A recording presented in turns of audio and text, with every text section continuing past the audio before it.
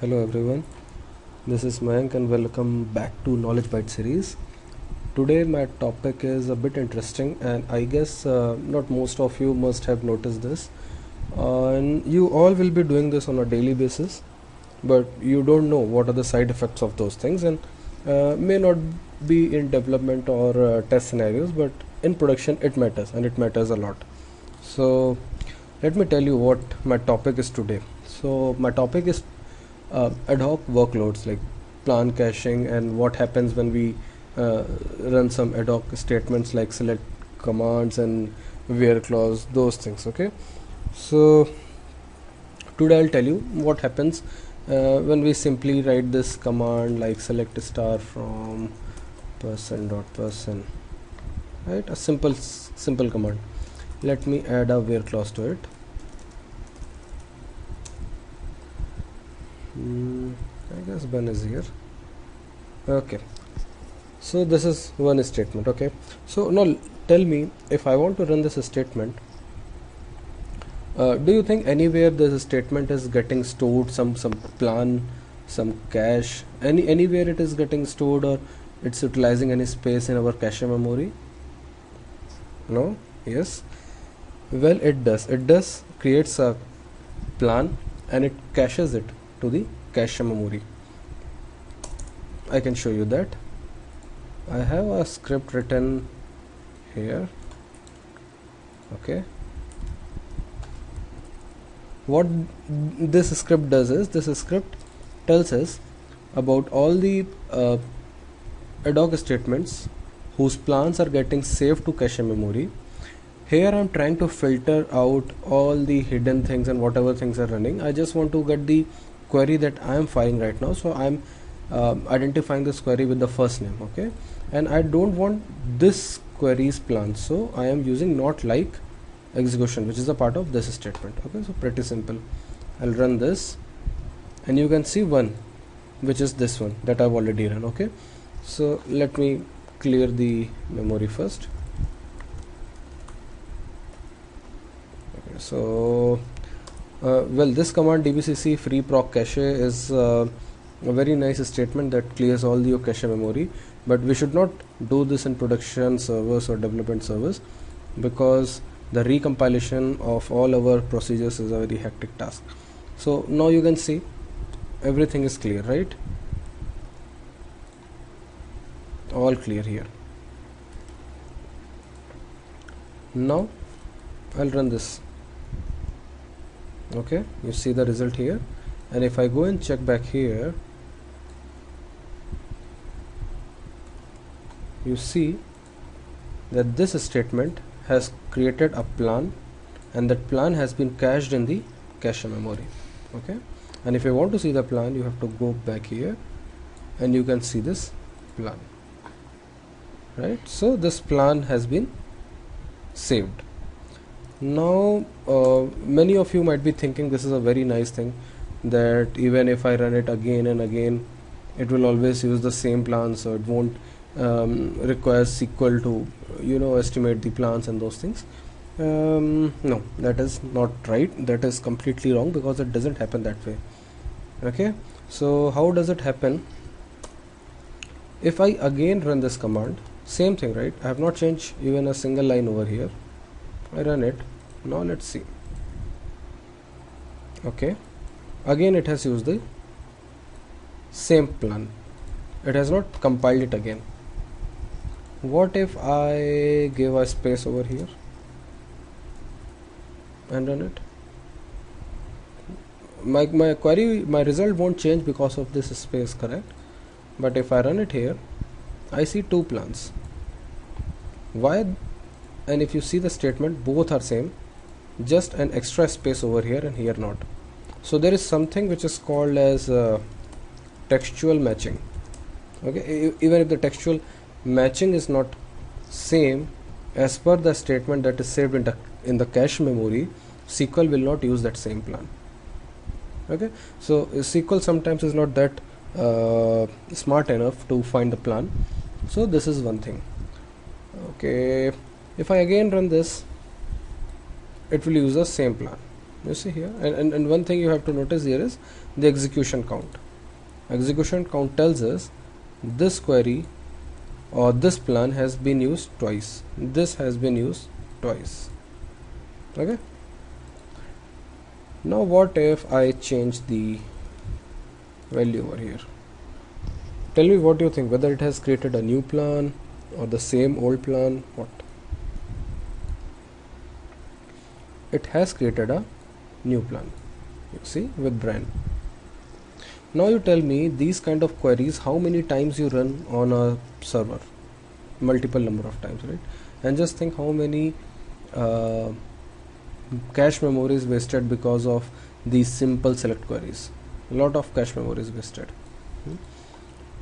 So this is one thing I wanted to make you aware of, that even our simple select queries are also burdensome for the servers. Now you may think like how to avoid this kind of things, right? So before jumping into that section, I want to show you what are some basic things that we do for any of our ad hoc queries. The same example taking back, if I want to query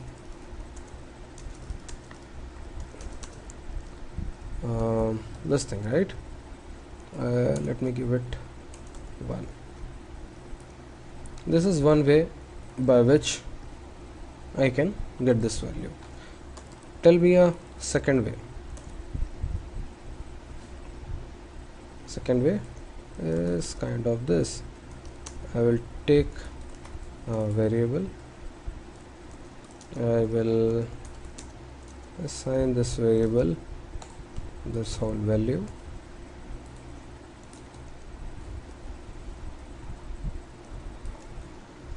right, and I will execute it.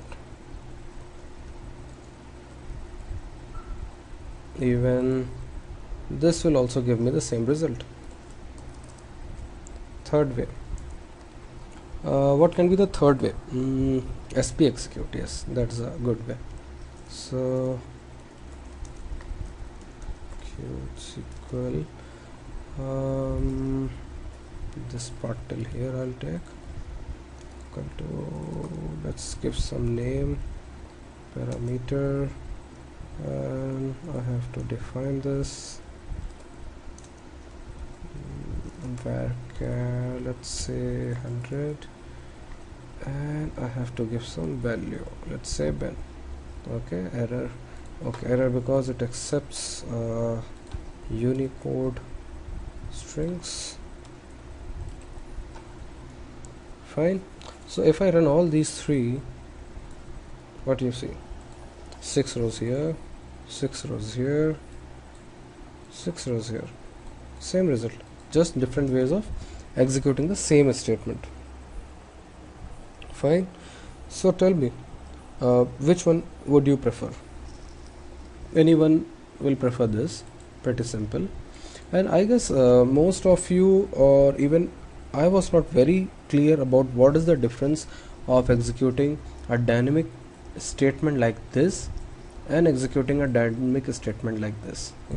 Most oftenly we just use it as an option. Okay, a dynamic SQL, I can use execute SQL, or I can use SP execute SQL. This looks pretty difficult because these kinds of mapping I have to do. So let's do this way. It is simple, right? But no, there is a lot of differences between executing ad hoc SQL query this way and SP execute SQL, and I would say in some cases this is better, and in some cases this may be. Okay, so what are the different effects of that? I want to show you, but before that let me clear the proc. Okay, I'll copy this statement here. I have I'll do this include actual execution plan, it will help us. I have already cleared my cache, so I expect nothing will be here. Fine. Okay, let's execute this. Right, we got everything. Now if you see this, it came. Hmm? If I run it again, what you see in the plan 2. Fine. One thing I want to show you here is, if I go here, okay, and no, not this one, for this one, if I run this, I go to the execution plan, you see here, let me zoom it, you see here what it shows here, select star from person.person where first name is equal to @1. It has given a parameter to it, right? But if you see our query, we have not given any parameter to it. It's simply straightforward bin. So how does this parameters coming up over here? Okay, well, don't get confused with this. It's not actually a parameter. It's a way it is representing, but actually it's not a parameter that SQL is using. I want to show the property of this select. Okay, select here and press F4, or you can just go and go to properties. This window will come. Selecting here, come and see the parameter list, and let me bring it here. You see these two values. Okay, so make a note of these two values, because these values I will be focusing main of the time. Parameter compiled value, parameter runtime value, both are same. Okay, notice this, right? Now what I'm going to do is I'm going to change this to Brian, and I'm going to run it. I have changed this variable, so obviously the plan will change. If you see here, see a new plan came for Brian.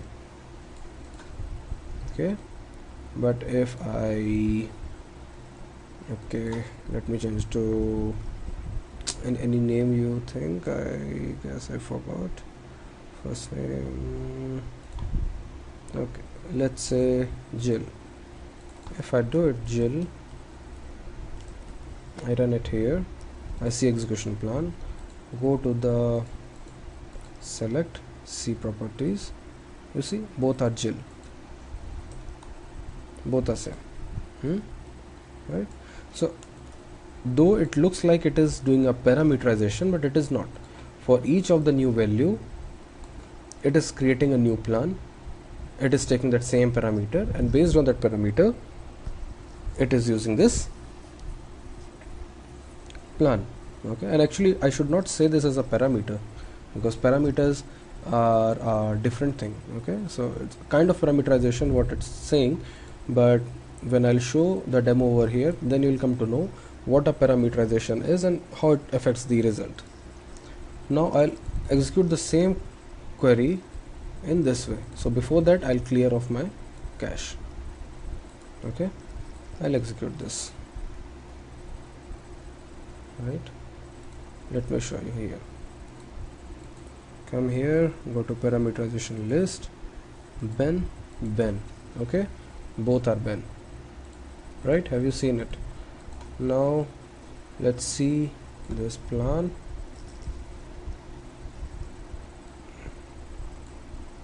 And see the same thing, right? Nothing changed.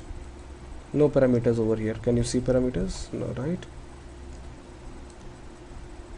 Now if I change this to Bill,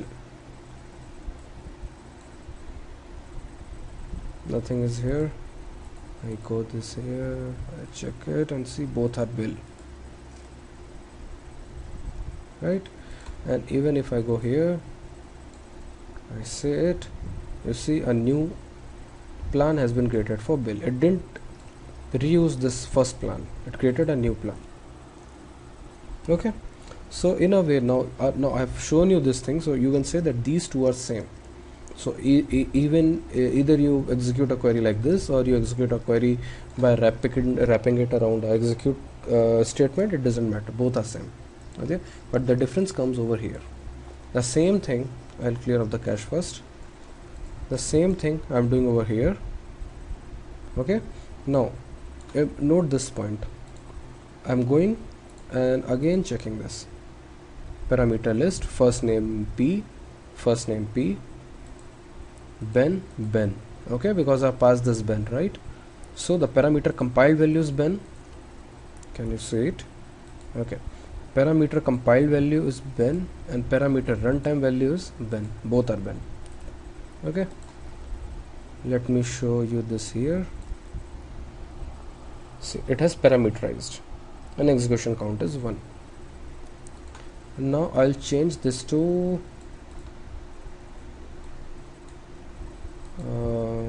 let's say Adams, okay, and I'll run this now. Fine, nothing came, it's fine. Come to the execution plan, come here, see the parameter list, and now see the difference. You see this? The compiled value is still ben, but the runtime value is Adams. Okay, so why this change came here? And if you see here, it has reused the same plan and execution count is 2. Even if I go on changing this, like from Adams to Jill, okay, I go to the execution plan, see the select, go to the parameters list. Now see, still what I'm seeing is compiled value is still ben, runtime value is Jill, the new value. So you see the compile time value is not changing, still it is ben. This is changing, Jill or whatever it is. So why it is? It is because due to a very important concept in SQL that is called as a parameter sniffing. Okay, this is the parameter sniffing that is happening. What does parameter sniffing is doing? It is in the first time when you are using this statement, whatever value you are passing, it is creating a plan based on that. First time we created a query based on ben, so it created a plan based on ben. Now even if you are changing this to Adams or Jill or whatever, it is reusing the same plan that was created for ben. Okay, so in some way you are saying that it is good, we are not creating a new plan, right? We are still using the same thing again and again, but in some way it may not be good. Why? Because it will cause a issue called as parameter sniffing. Recently in my project I had this issue of parameter sniffing, and because of that our plans were not properly getting used, and instead of somewhere where it was using, it has to use a seek, it used a scan.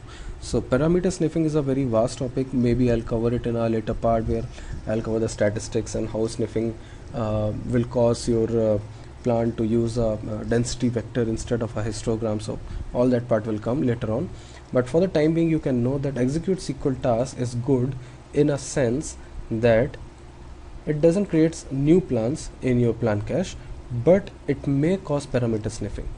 But I would suggest you that parameter sniffing is not that a big deal for you, okay, except it will take some more seconds to give you the query back, but you should try to save this plan cache. Okay, so this is one thing that I wanted to show you.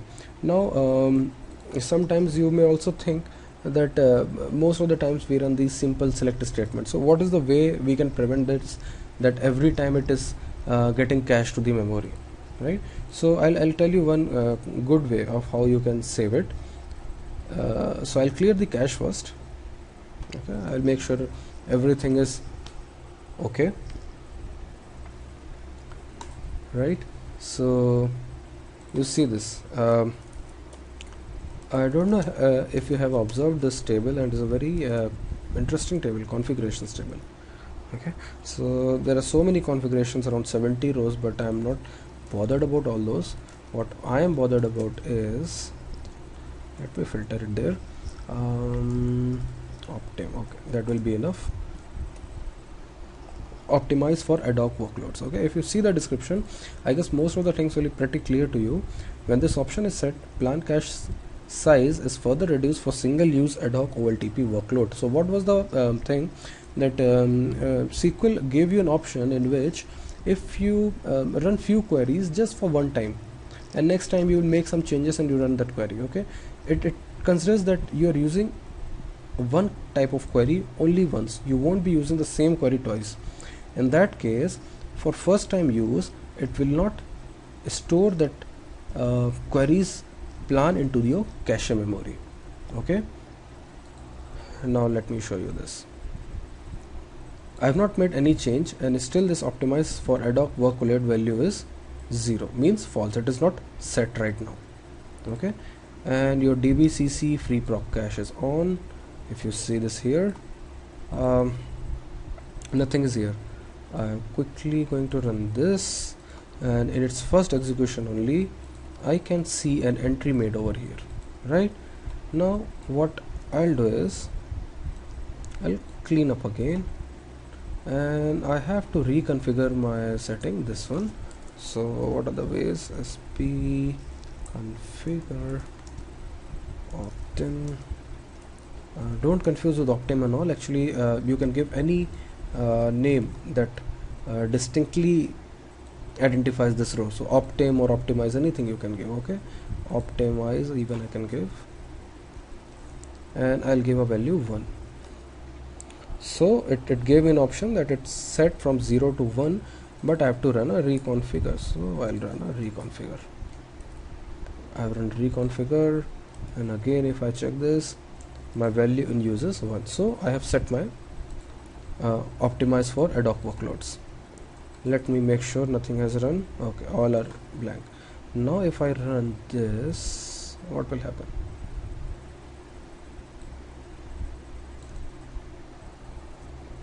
Okay, it has saved it here. Again I'll run this.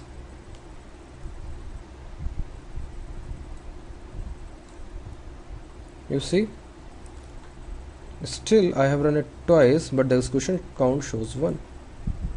Okay,